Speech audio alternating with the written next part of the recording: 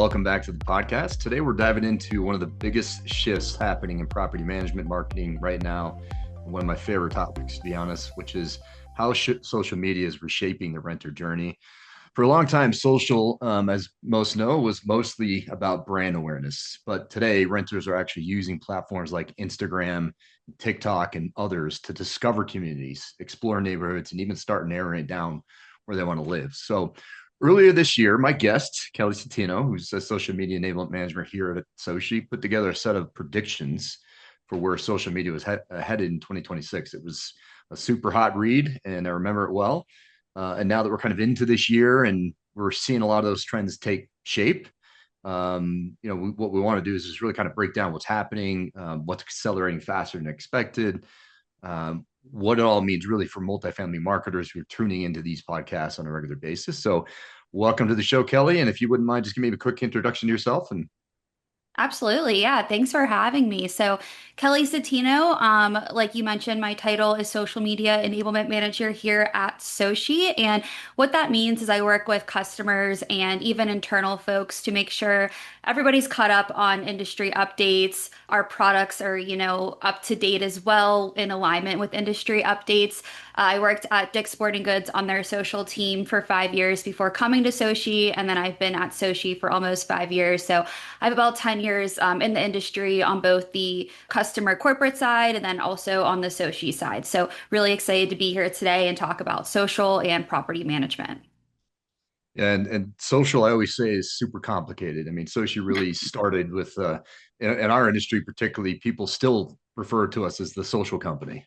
So it's they know us as experts. So this is one of the great experts in our business that we can bring into our clients and even prospects to learn more about what's going on in social media. So I referenced it before a couple months ago. You made these social predictions for 2026. It was like wildly read and very fascinating. And now we're seeing some of those kind of play out in real time. So what today has surprised you the most? Do you feel like it's spot on? Are you like, I told you also? I mean, tell me more about that. I have to say, there's nothing more validating than when you make these predictions and then you see it play out and you see people start to post on LinkedIn like, "Hey, I'm seeing this, I'm seeing this," and then you kind of say, "Yeah, I did think about that a while ago."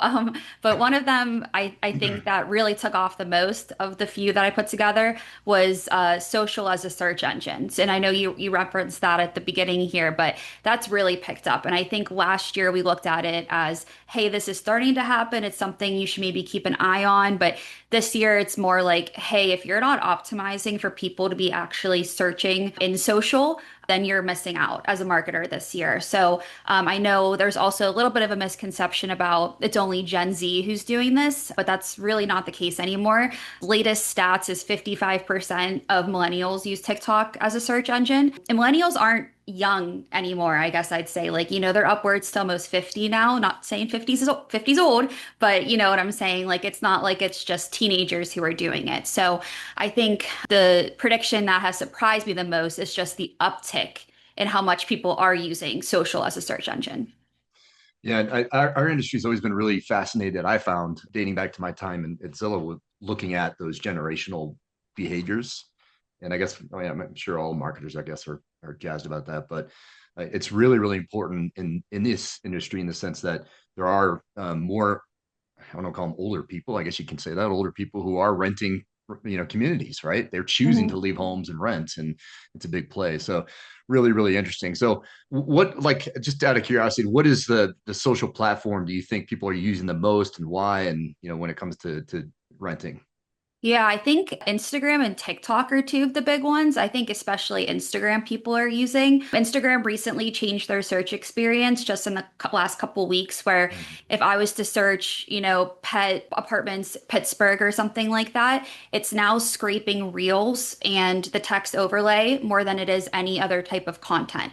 So I would encourage marketers in the property management space to test it out on their own phones, go into Instagram, search, some type of amenity or even just apartments near me or whatever it might be, and see the amount of reels, so like video content with that text overlay that comes up. Because in the past, Instagram didn't have the best search functionality. Head of Instagram, Adam Mosseri, would say the same. He often says we really want to get better search experience within the platform. And they have very recently. So I do think a lot of people are turning to Instagram for their search experience because they also want to see all the photos, the videos, tagged content, what people are posting about, who actually live there. So that's the one I would say where people are probably searching the most right now. Yeah, it's fascinating.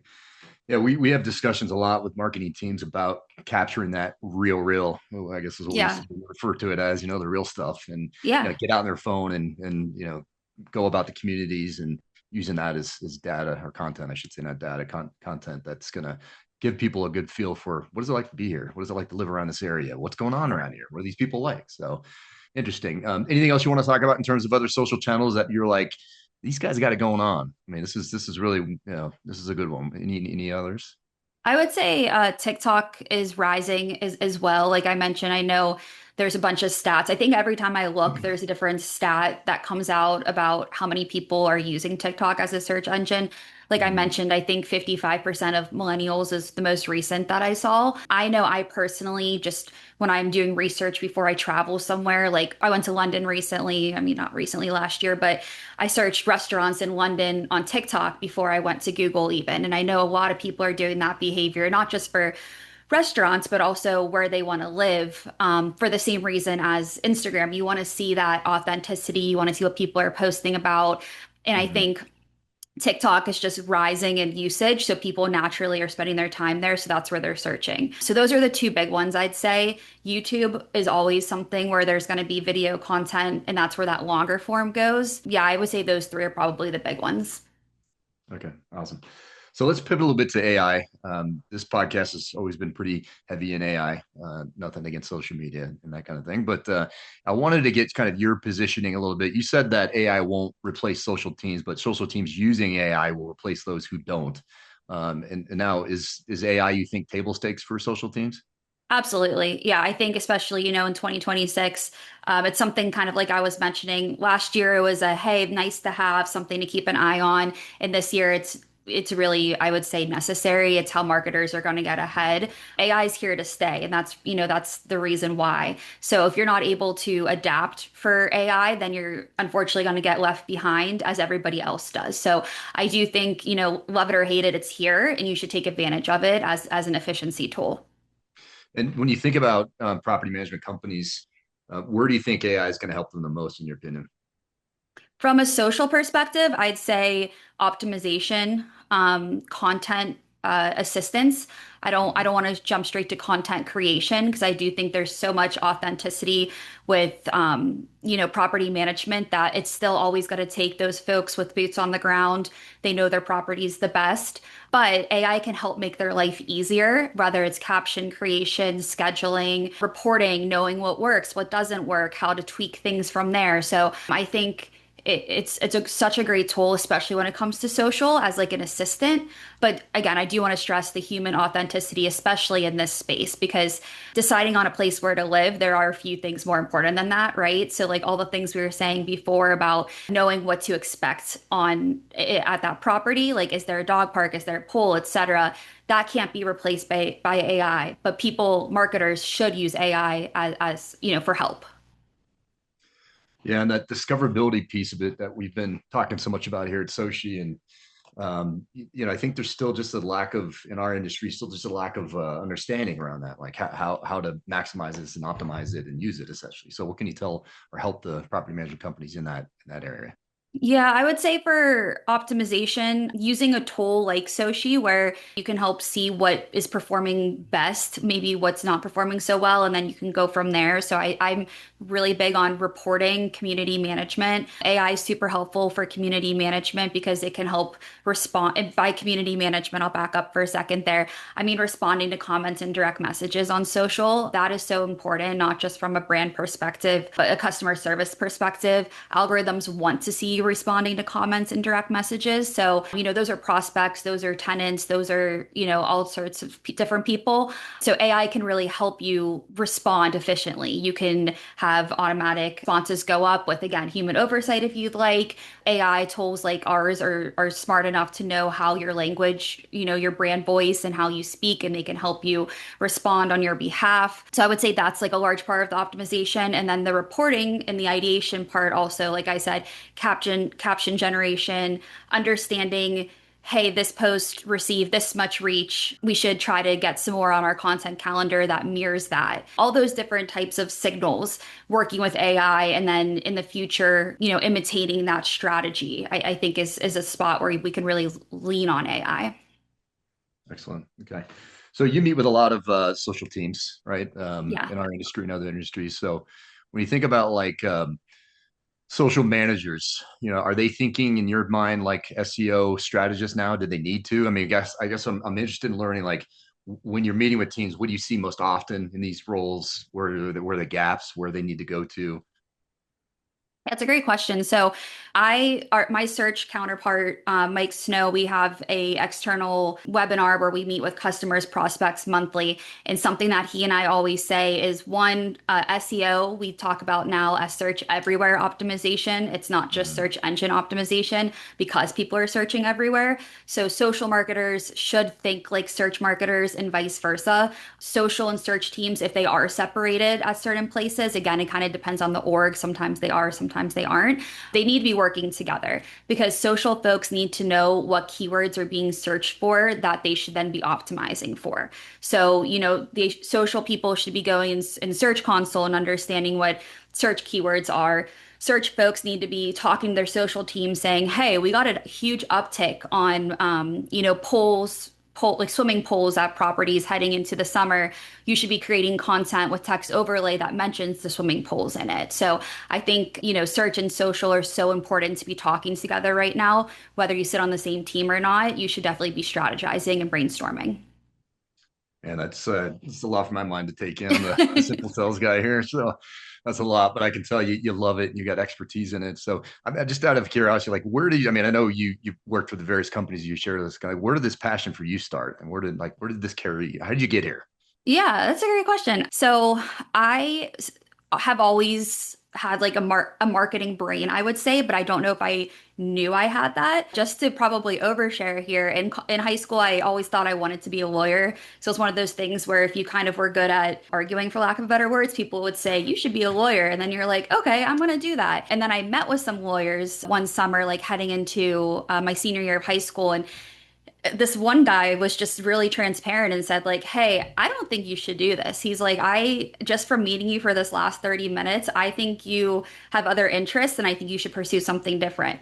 Can't say my parents loved that when I left the meeting and said, I don't think I want to be a lawyer anymore. I think I'm going to do undecided in college. But it gave me a chance to really lean into that creative skill that I had and that business skill. And that's how I describe marketing. I think just having a business mind and a creative mind. And that's how my mind works. And I learned that in college. And then I picked up some internships within the social space. It was right at that time where social media started becoming, jobs for businesses. So I got in at a really interesting time. And then back then, and again, it's not like it was all that long ago, but maybe eight or so years ago, I barely knew what search engine optimization was. That intersection came much, much more recently. And when I came over to Sochi, there was this gap kind of like, hey, we know social is important, we know the tool is important, but how does that fit into this ecosystem of search and digital and all these different things? So it presented this really cool opportunity for myself and a couple other people on my team where we're like, hey, how does this all come together and how can we make sure our customers are thinking about this holistically too? So it's been kind of a slow ramp up on social, but then a very quick one when we intersect, search into the mix. And it's been so fun. I mean, like I said, like you said, you can tell I'm passionate about it, but it's because it's changing every single day. Like I Mm. mentioned, Instagram just changed their search experience like a couple weeks ago. And whenever you catch something like that, it's so fun because you think, okay, I just caught something new. How do I tell our customers and prospects to take advantage of this? Like, how do we make this actionable for them? So I think it's a really rewarding field and it's a really fun time for us all to be in it. Probably a That's longer moving. answer than you were looking for, so I No, no, apologize. it's gives me so much context. I mean, it's definitely moving lightning fast, and Yes. someone in this space that's doing this has to obviously be able to handle that and work with it. So, I would have pegged you for a psychologist. That would have been the going to college for psychologist because I think about social. It's you're Yeah. thinking about the minds of others, and that's so much how I think about it. Is like, what are you trying to attract and draw? I mean, maybe it's a little more of a sales mind for me, but anyway, we pivot to video. Video is obviously it's very, very important, and it's been dominating social algorithms for a while now. So give me your thoughts on video and how multifamily marketers should be thinking about video, what they can do for, this year and moving forward.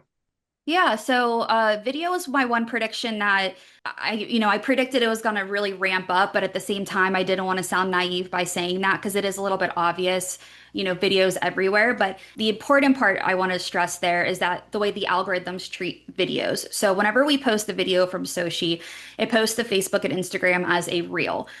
Which is great because Facebook and Instagram look at reels and they serve those to non-followers. So if you want to reach people who don't follow you, which is what I think a lot of our, customers want to do, you should be utilizing that real content placement because if you post a still, just like one image, they're going to just serve that to people who follow you. So Reels gives you a really good opportunity for the algorithms to show it to people who don't follow you and who do follow you. So that's why I think it's such an important piece of content.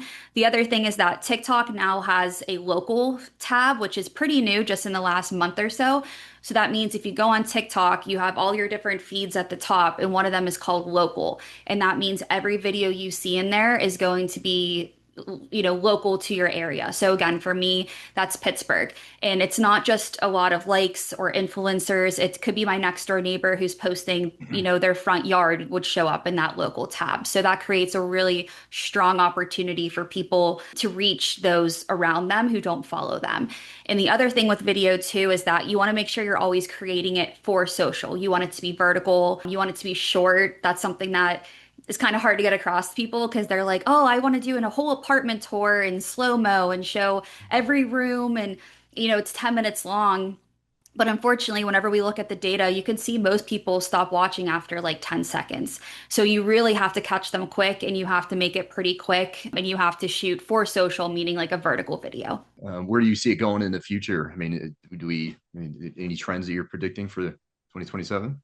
I think for video, especially for property management, something that might become more of a trend, and this kind of leads into one of my other predictions, is that almost community influencer feel of people, viewers trusting those who actually live there. So I think something that marketers could take advantage of is working with someone who does live there and saying, hey, let's do one of, a tour of their unit opposed to like a mock unit.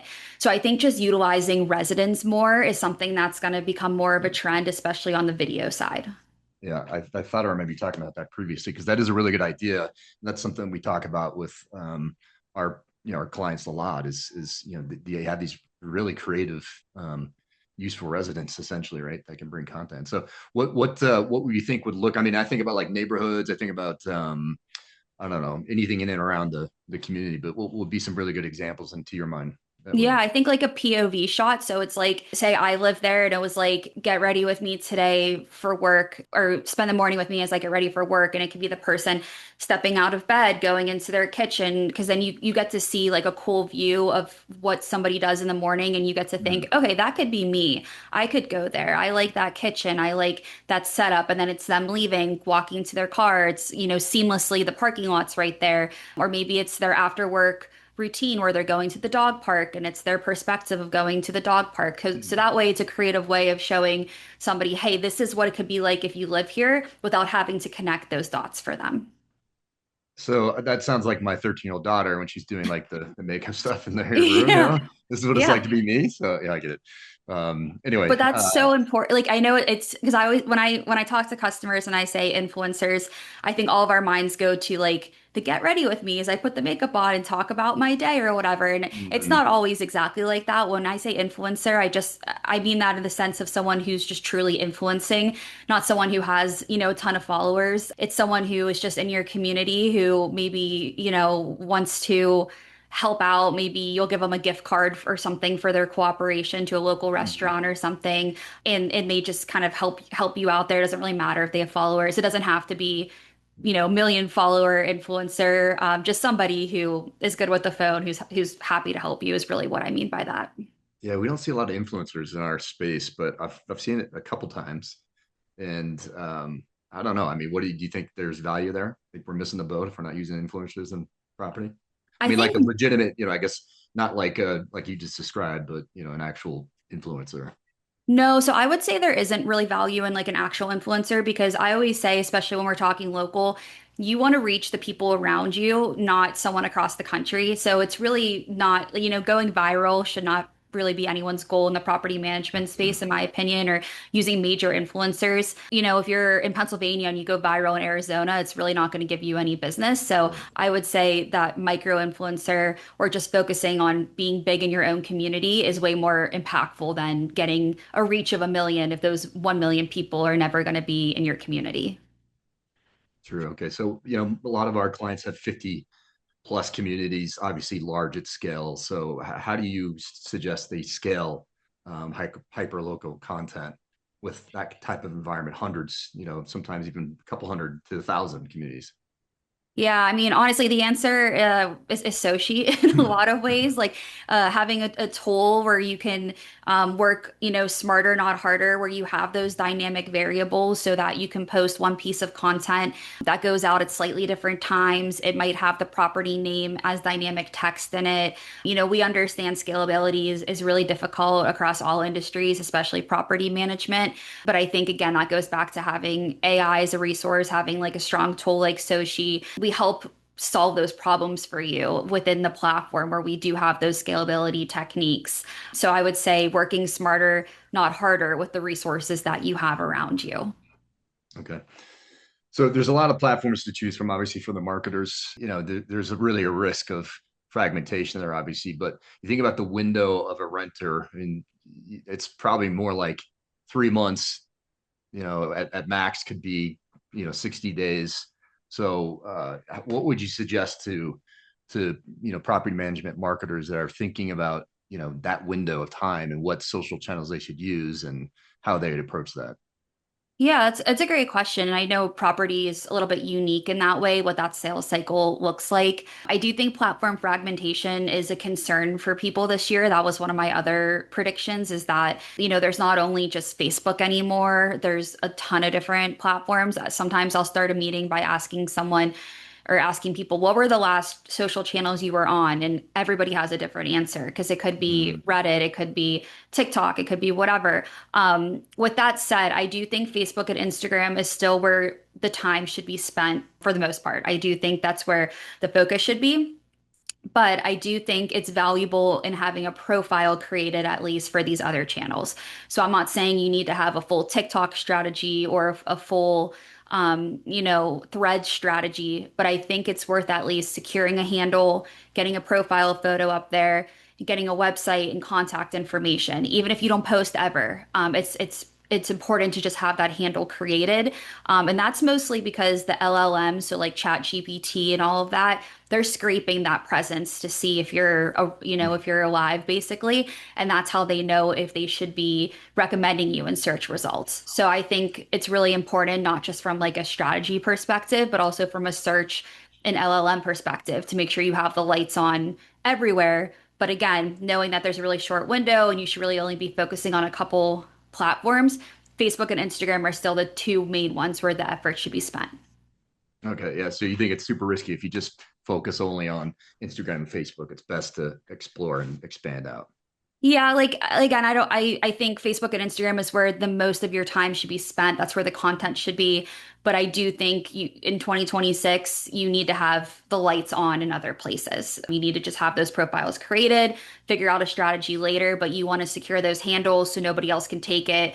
You want to make sure you have contact information there because, if you do have someone who is an avid TikTok user and they're trying to find you and they only come across you on TikTok because they don't have a Facebook or Instagram, at least they have your contact information, in their hand. At least they Mm, can call you or email you, even if they can't see any of your posts. So very again, true. I would just make sure you keep the lights on in other places.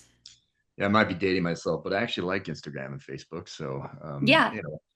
I think a lot of people do, and they're secretly hiding it. But I'm curious, what with Facebook, where do you see that progressing down the line? Meta, where do you? I mean, if you had a prediction of what Facebook's going to look like in a year in this space, what do you think it'll look like? I think Facebook's going to continue to trend a little older demographic. I think right now it already is, but I think it's going to trend even older. I think Instagram is where older and younger folks are, but I don't think the younger folks are really going to Facebook. So I think Instagram is becoming a little bit more of a one-stop shop for all demographics, whereas Facebook, you're definitely, if you only focus on Facebook, you're going to be leaving out a large group of people. But something else that I'm thinking for Facebook is that those like groups, like there's community groups and closed Mhm. groups and stuff like that, those are picking up a lot too. So if they are open groups, it's great because you have the opportunity to see what people are talking about.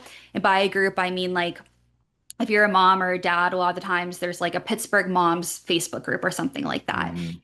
If it's an open group, that's great because you can search in there your property name and see what are people saying about it. I know this is unique to me, but I was looking up daycares as like a first time mom, and I was in these groups searching for different daycares and seeing what people are Mhm. saying about it. If it's a closed group, you're unfortunately a little bit on the outs, so you might not know what people are talking about. But if it is an open group, you can kind of go in there and see what people are saying about your property, and it gives this really unique opportunity. So I think those groups discussions and those forums are going to pick up a lot on Facebook, and it's something where marketers should spend some time clicking around in there, like use, lurk for a better, for lack of a better word, just kind of like see what people are Mhm. saying about you. But that's another prediction, or those closed groups are going to pick up a lot.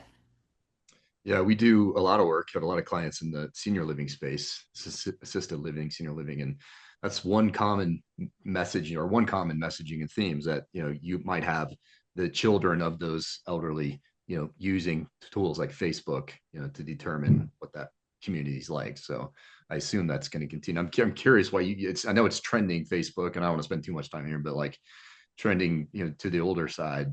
Do they know that? Do they care about that? Facebook, you think? I mean, is that? I think Facebook is so pay to play right now, is Mhm. that they focus so much on the advertising part of it, and the organic part of it is not as important to them. So I think they probably know they're getting those, advertisements, and they're getting a lot of paid media no matter what. So they probably don't care too much to make changes on the demographic side. Whereas I think Instagram cares more about that organic presence. They care about creators, and they care about really adapting their platform to be for everybody. So I think that's like kind of the difference between the two, at least right now. Okay, very good. Well, just kind of wrapping this up a little bit. I mean, I think the property marketers that listen to this podcast, they're going to want to have some pieces of advice. Maybe two or three things that they should consider. Maybe things that you feel like they might be underestimating, they need to focus on. So maybe we can share some ideas there. Yeah, I'd say consistent posting is really important. So I know some people feel like they need to have a post figured out before they even capture any content, but I always say I think you should do the opposite. I think you should just spend some time going, within your property or in taking pictures of different areas, like again, the pool, the dog park, or if it is more of a senior center, like the cafeteria or different event spaces. And then you can figure out later on how you're going to use that content. So you don't Mhm. have to go out saying, "Oh, what should I post about?" Like I don't have any ideas. Again, do the opposite. Go out, capture all the videos, all the posts, all the photos you can, and then sit down another day and say, okay, this is what I think I should say about it. This is the caption I should use. And you shouldn't be scared to reuse it. So if you use some content 6 months ago on Facebook, use it again on Instagram now. Like, don't be afraid to reuse content or share across platforms.